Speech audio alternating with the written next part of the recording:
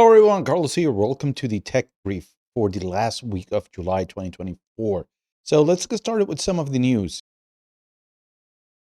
The first news item that we're going to be talking about is that CrowdStrike actually came out with a report that describes exactly what happened during the update that affected, according to Microsoft, 8.5 million hosts out there. The report itself says that the content update was actually updated and customers actually do have control over that update.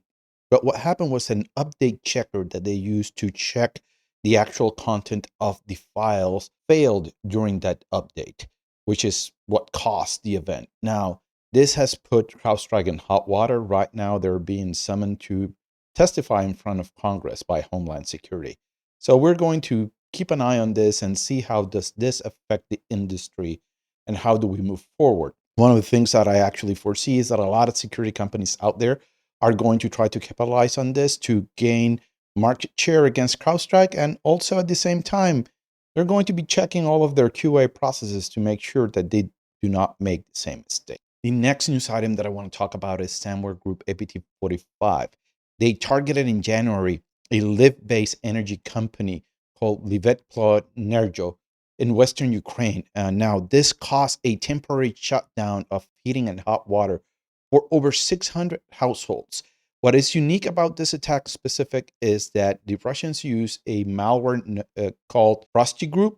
This malware actually leverages the Modbus protocol to interact with the PLCs to cause the outage.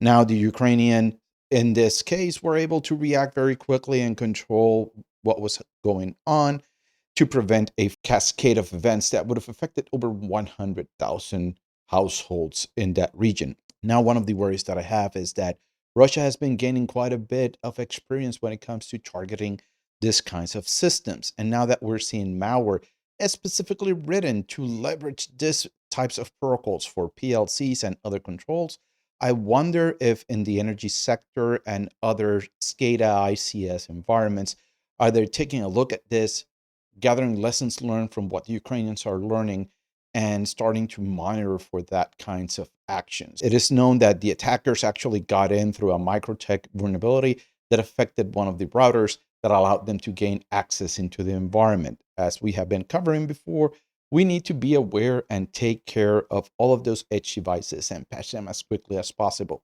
We are seeing that this type of devices are being leveraged in attacks in a quite fast fashion. So yeah, stay up to date on those. And let's hope that we are gathering all of those lessons learned and we're applying them more here in the West. Next in the news, both CISA and Mandiant published information on North Korean APT Group 45 after the indictment of a North Korean hacker that extorted US hospitals. One of the things that they are seeing is that the North Koreans have shifted their operations from espionage to also ransomware, and they have been able to prove this due to an overlap of many of the tools that are being used. Now, one of my biggest worries when I started reading this report and going through it was that a lot of the techniques are very well-known techniques. So they're using link files, they're using MHTA files, they're abusing scheduled tasks, they're doing a bunch of behavior that I truly believe that we should be addressing and we should be already covering. If you guys have seen my webinar that I did with Megan from our Purple team, we started covering some of the event logs that you should be monitoring.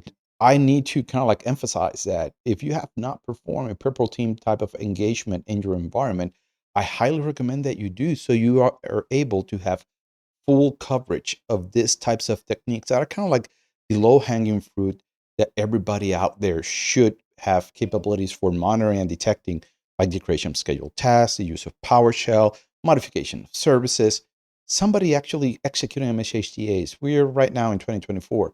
There's no reason for applications to be leveraging MSHTA in a corporate environment.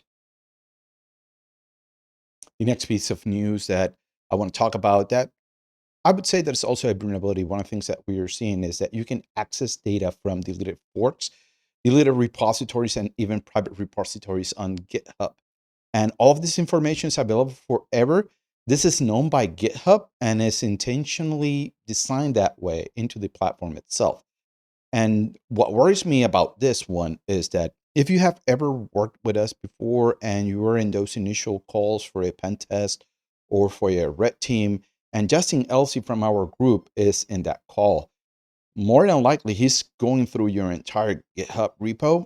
And actually, before the engagement even starts, he has been able to gather tokens, credentials, and all kinds of information only from the GitHub repos of our customers before the engagement actually starts. If we're doing it per engagement, imagine actors out there just combing through all of your GitHub data to find those nuggets of information in terms of token credentials, internal IP addresses, and other type of information that they can leverage for an attack.